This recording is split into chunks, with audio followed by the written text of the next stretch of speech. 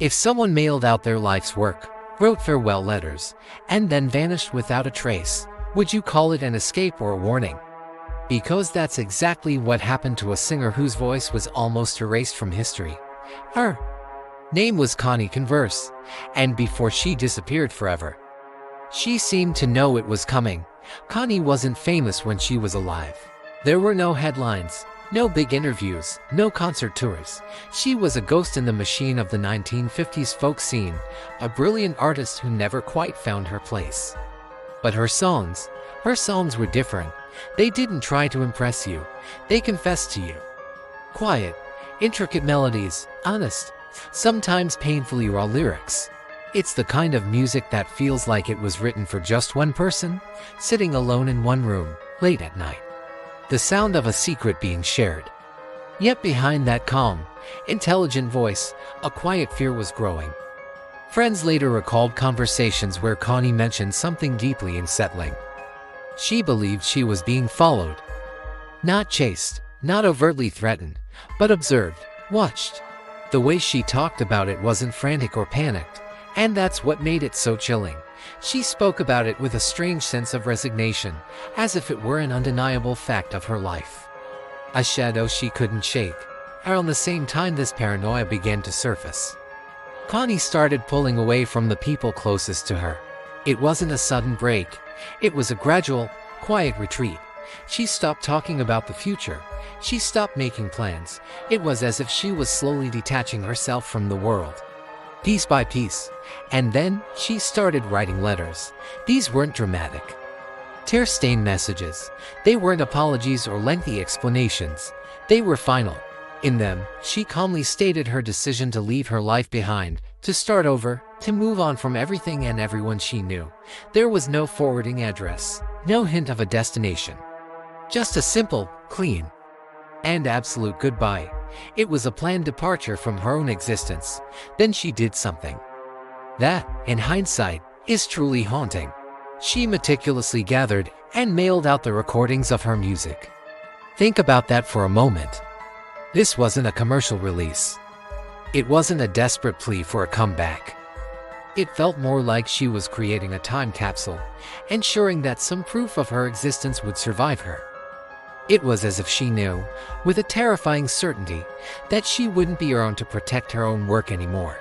Shortly after sending those letters and tapes, in August of 1974, Connie Converse packed a few belongings into her Volkswagen Beetle and simply drove away from her home in Ann Arbor, Michigan. Her car was later discovered abandoned on the side of a road. There was nothing inside to suggest a struggle, no clues as to where she was headed. And after that moment, Connie Converse was never seen again. There were no confirmed sightings. No body was ever found. There was no closure for her family or friends. Years passed, then decades. The world, which had barely known her to begin with, completely forgot her. Her music sat unheard on those tapes she'd mailed out. Silent relics of a lost talent. Until, decades later, someone stumbled across them. A radio host played one of her songs, Talkin' Like You, and a spark was lit. Her music began to spread, quietly at first, through word of mouth and the early internet. Then it spread faster. People who heard her were captivated. They described her voice as timeless, intimate, and unnervingly modern. She wasn't just a folk singer, she was a poet, a pioneer whose songwriting was decades ahead of its time. She finally became respected, admired, even famous. The only thing missing was her. And that's when the story takes an even darker, more speculative turn, as her legend grew. So did the strange stories surrounding her music. Some fans claim that when Connie's songs are played alone at night, something feels off. An unexplainable hum in the background that isn't on the recording. A distinct feeling that the room isn't quite empty. Of course, there's no proof. It could be imagination, the power of a good ghost story. But when enough people report the same unsettling feeling, you have to start wondering. So, what really happened to Connie Converse? Was she simply a troubled artist who couldn't cope with a world that didn't understand her, and chose to disappear? Did she succeed in starting a new life somewhere else, living quietly and anonymously? finally free from the pressures and expectations that had haunted her. It's a comforting thought. But then there's the other possibility, the one that circles back to her fear, that she wasn't imagining being watched, that her paranoia was rooted in a real and seen threat. And her disappearance was a desperate escape from something no one else could see. And then there's the hardest, most chilling possibility of all, that she knew her end was coming, one way or another, and she meticulously orchestrated her own exit from the world. She chose how she would be remembered, the letters, the recordings, the timing of it all. Nothing seems rushed, nothing feels accidental. It all feels deliberately planned, almost like she wanted to leave behind a voice without leaving behind a body. Today, Connie Converse exists only through sound. Her music plays on streaming services, her lyrics are analyzed, her story is told. Her words live on.